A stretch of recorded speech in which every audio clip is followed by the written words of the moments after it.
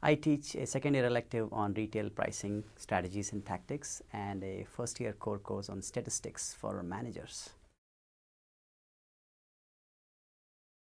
I want to see how the basic pricing and new product models in the US, to what extent they apply in other countries.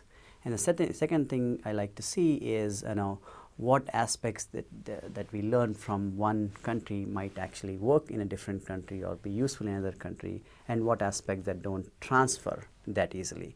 So in this context, what I try to do is to what extent we can formally incorporate cultural variables in pricing and new product decisions.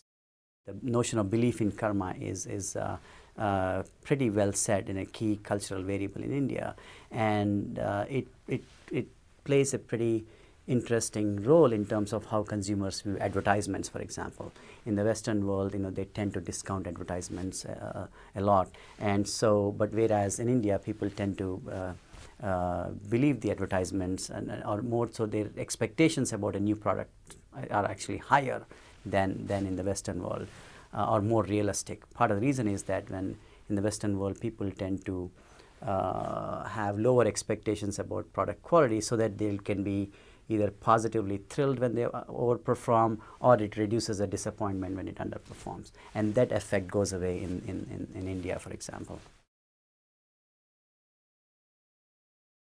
Being brought up in India and spending my career in the US, I think I've been blessed with in terms of blending the best of both worlds, in terms of combining the individualistic Western culture with the more sort of collectivistic approach, which is emblematic of the Eastern culture.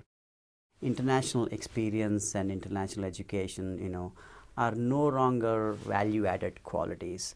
I think they are prerequisites to be a success in the global marketplace. I think cultural awareness and cultural knowledge are crucial for any manager to be successful in this global business economy. And what global mindset also brings to the table is, first, is it will open you up to a broader range of ideas in terms of how to run your company and not be railroaded by cultural hurdles. Second, it will help you manage and motivate a diverse set of workforce. And third, I think it just opens up business opportunities. Have an openness for new ideas and experiences, learn a different language. Third, spend time in a different culture and understand the nuances of that culture, so you can take those cultural differences into consideration in your managerial decision making.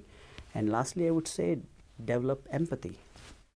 It'll help you, manage a diverse workforce, motivates diverse workforce, and helps you open up with respect to a broader set of ideas in terms of how to run your business and not be sidetracked by cultural hurdles.